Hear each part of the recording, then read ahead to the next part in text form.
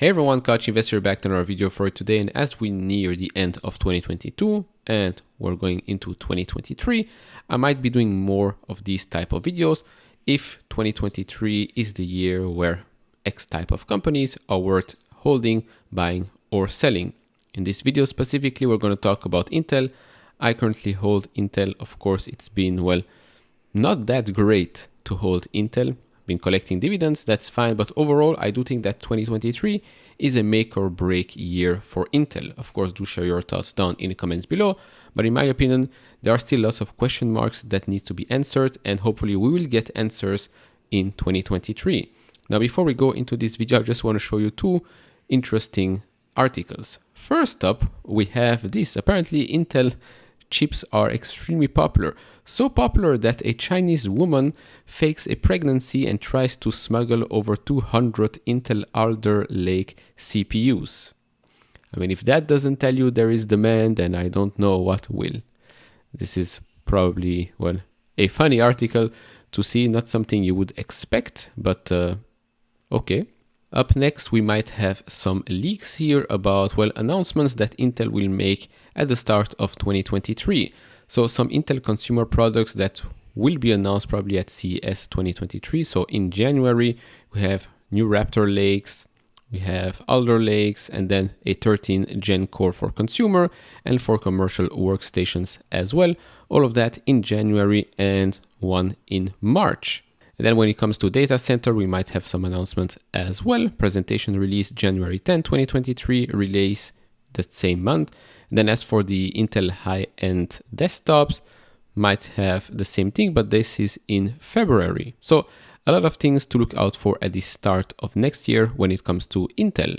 But of course, there are also lots of negatives that hopefully will turn into positives. So we're going to discuss all of that in this video. And if you enjoy this type of videos, leave it a thumbs up, subscribe if you have not. And if you want to support me and this channel, do check out the link down in the description and in the pinned comment to get the top 10 best stocks to buy now, or go to fool.com/couchinvestor. Make sure to check out all the other links in the pinned comment. So I'll start off with a note from Mizuho. Came back from Japan. Mizuho, very, very big there. Mizuho analyst Rakesh resumed coverage of Intel with a neutral rating and $32 price target. I believe we're sitting now at around $29. Since his last research note on February 18, the analyst believes Intel has increased challenges in both the server and PC markets, with server CPU ramps delayed to 2023 and softening PC demand. While the company is regaining some share in PCs, in the key high-margin server data center segment, it continues to see market share loss into 2023. And to continue on a different note, Intel, they were at the UBS Global TMT conference and they talked about the shape of next year. So Intel executives said visibility isn't pristine in this case, but they estimate that the inventory digestion that has been going on with their customers probably doesn't finish at the end of this year, and it will likely continue into next year while being coupled with macro headwinds. In that context, an executive at the company stated that Intel won't be probably out of the woods in terms of inventory digestion at the end of Q4. The executive said, "So we would model something no better than seasonal depending on the mathematical analysis you do. If you go back 3 years, it's actually more like low single-digit declines. And if you go out more like 5 to 7 years, you get more to this 5 to 7%, which I think is the right starting point for seasonality because of the last couple of years have been so noisy with COVID and so forth. It's kind of hard to get good data. And so that's kind of the near term. Obviously, it's macro driven. So basically, they're already preparing us for Q1, which is not going to be exceptional, to say the least." Now, if we look at their projections for the fiscal year 2022 outlook, they expect revenue to be down 14 to 16% year over year, down from $2 to $4 billion from the prior outlook.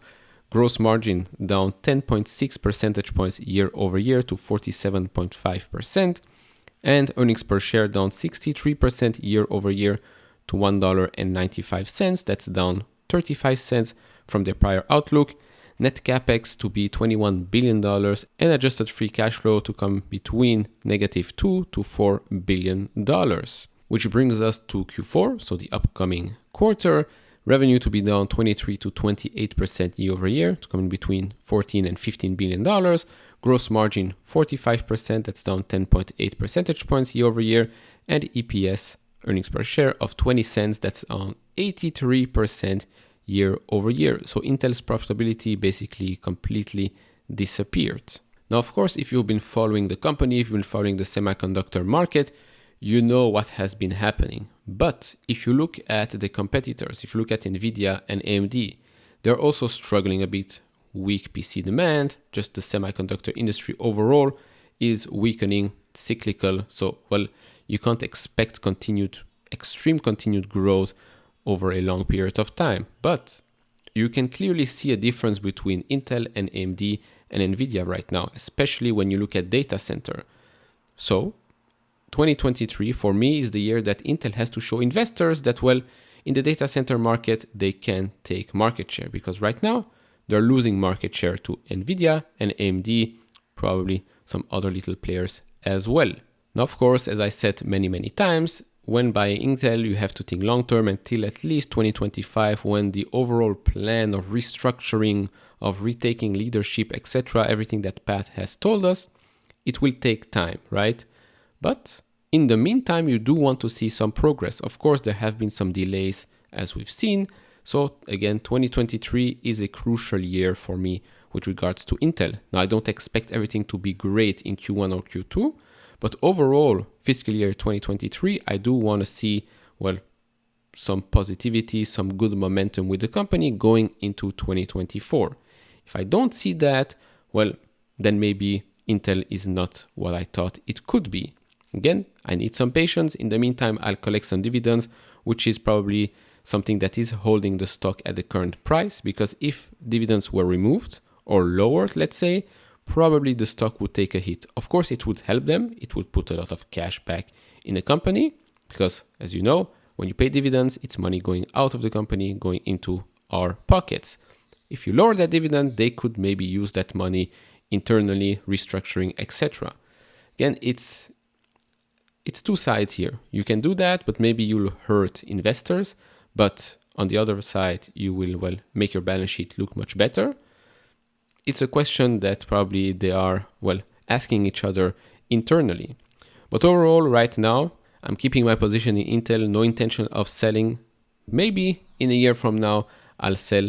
Maybe in a year from now, that position will be much bigger. Who knows? Right now, I do reinvest every cent that I get from the dividends back into the company, but I'm not adding my extra money into that position. That's about it. Now, with regards to the graph, we might actually see some positive momentum, obviously depending on what Jerome Powell does and says. Right now, this is the weekly chart. As you can see, it has held quite nicely here on that magical blue line. Again, technical analysis is not a crystal ball. It can help. Certainly it can. Now, when it comes to the MACD, it's still extremely positive, trending up. RSI is okay.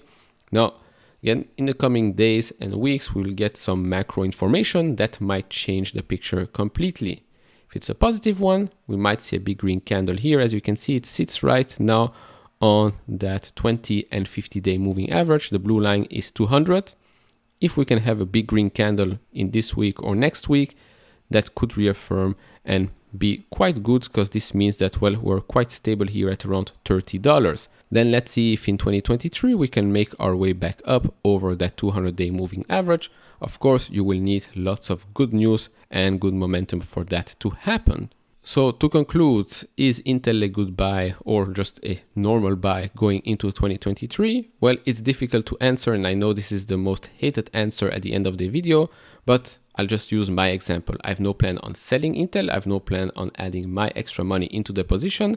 I am using the dividends to buy more shares, but that's about it. So if you have no position in Intel, my opinion is probably just wait and try and see if there is some positive momentum coming and going into 2023. So that's about it. Obviously, do share your thoughts down in the comments below. If you enjoyed this type of videos, leave it a thumbs up. If you haven't subscribed to this channel, maybe that subscribe button, and I'll see you all in the next one. Bye bye.